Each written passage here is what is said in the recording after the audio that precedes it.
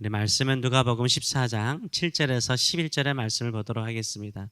우리 사순절이 이미 시작됐기 때문에 다시 신약 성경으로 돌아가서 누가복음 14장 7절에서 11절 말씀을 보도록 하겠습니다.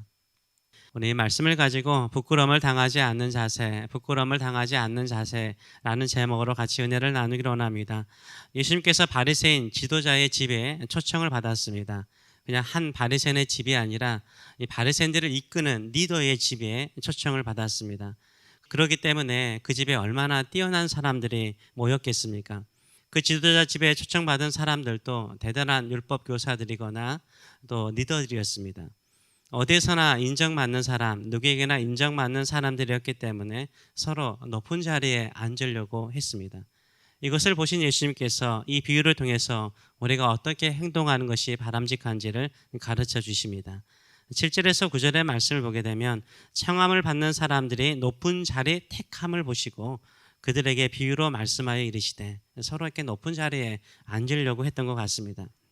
네가 누구에게나 혼인잔치에 청함을 받았을 때는 높은 자리에 앉지 말라. 그렇지 않으면 너보다 더 높은 사람이 청함을 받는 경우에 너와 그를 청한 자가, 이 호스트가 와서 너더러 이 사람에게 자리를 내주라 하느니 그때에 네가 부끄러워 끝자리로 가게 되리라 라고 말씀하고 있어요. 이런 경우가 우리도 가끔 있지 않습니까? 이런 부끄러운 일을 한 번쯤은 경험해 본 적이 있을 것입니다. 가장 좋은 자리에 딱 앉았는데 주인이 와서 그 자리는 다른 사람을 위해서 예약된 좌석입니다. 다른 곳에 가주세요 라고 말했는데 갈 자리가 없어. 그럴 때 얼마나 좀 부끄러운 일이 가끔 경험한 적이 있을 것입니다. 저도 이 말씀 준비하면서 가장 부끄러웠던 순간이 갑자기 생각나더라고요. 누구에게나 이 부끄러움은 마음에 깊이 남겨지는 것 같습니다. 예수님께서 그런 예를 드시고 있어요. 여기 예를 드실 때도 혼인잔치를 말하고 있습니다. 혼인잔치에는 사람들을 이렇게 초청하지 않습니까? 이 당시에 혼인잔치에는 지금같이 자리 배정이 되어 있는 것이 아니었던 것 같습니다. 먼저 오는 사람이 가장 좋은 자리에 앉을 수 있었습니다. 그래서 초청받은 사람이라면 먼저 와서 가장 좋은 자리에 앉으려고 했습니다. 그러나 혼인잔치를 주관하는 호스트가 다른 곳에 앉으러 가면 어쩔 수 없었던 것이죠. 그래서 예수님께서는 아무리 초청받는 자리, 나를 초청해 주는 자리일지라도 가장 좋은 자리, 높은 자리에 앉기보다는 가장 낮은 자리, 끝자리에 앉는 것이 지혜롭다라고 말씀하십니다. 10절과 11절에 이렇게 정리를 해주십니다. 청함을 받을 때에는 차라리 가서 끝자리에 앉으라 라고 말씀하세요.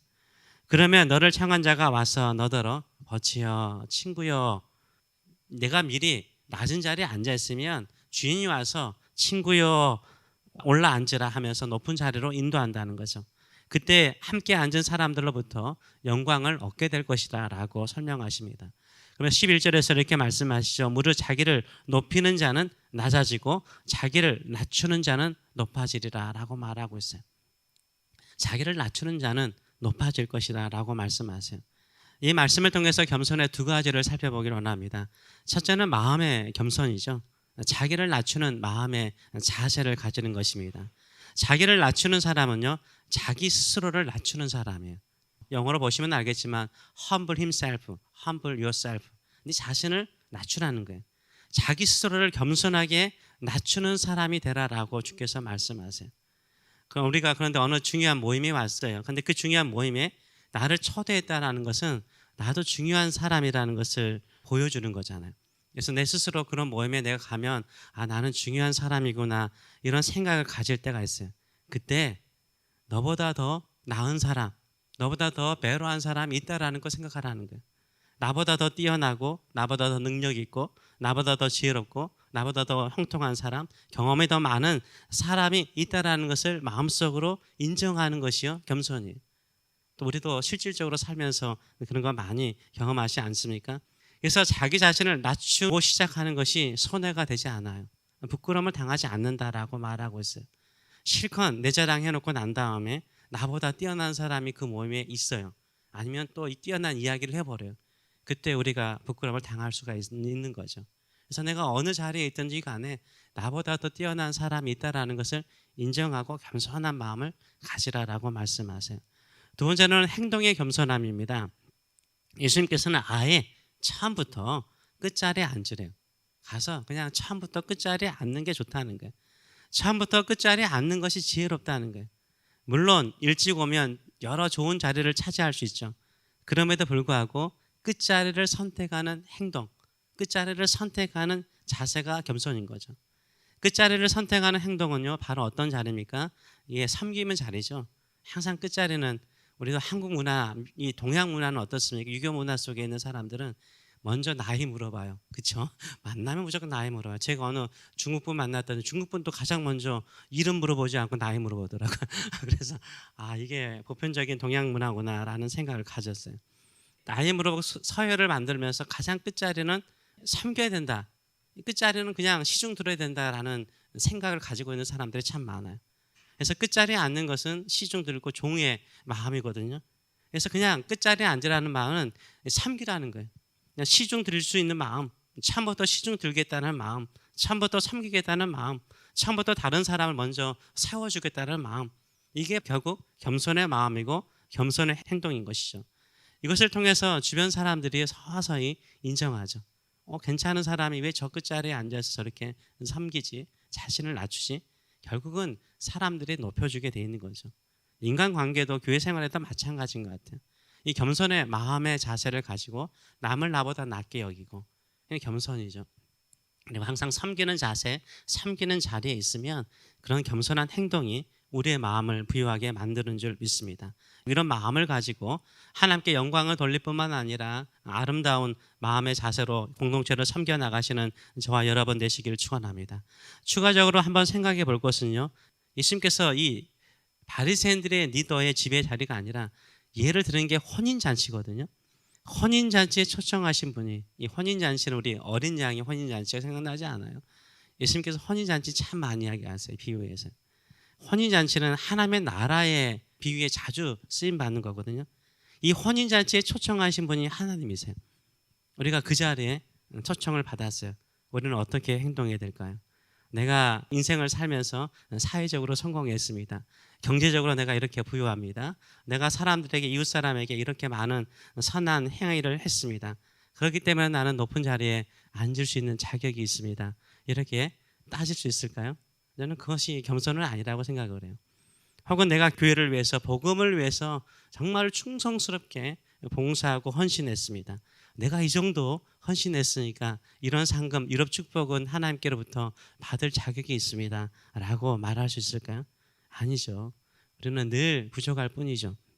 오직 하나님께서 우리를 쓰신 것으로 인해서 감사하는 마음으로 살아가시는 저와 여러분 되시길 축원합니다.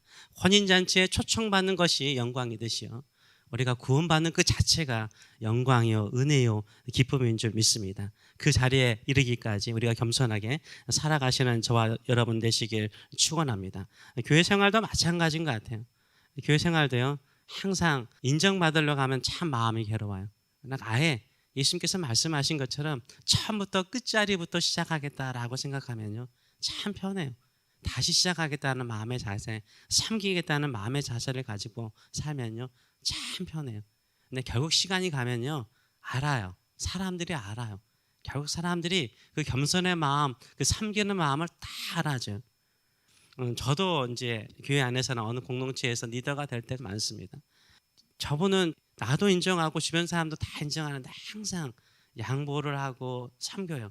그러면요, 나중에 사람들이 그냥 길을 열어주시더라고요. 그게 참 아름다운 모습인 것 같아요. 우리 주님께서도 마찬가지일 것 같아요. 우리 주님께서, 우리 주님의 잔치가 열릴 때 참 겸손한 마음으로 겸손하게 섬기면 주님께서 부르시죠. 내 옆으로 와라. 저는 그런 생각 참 많이 하거든요.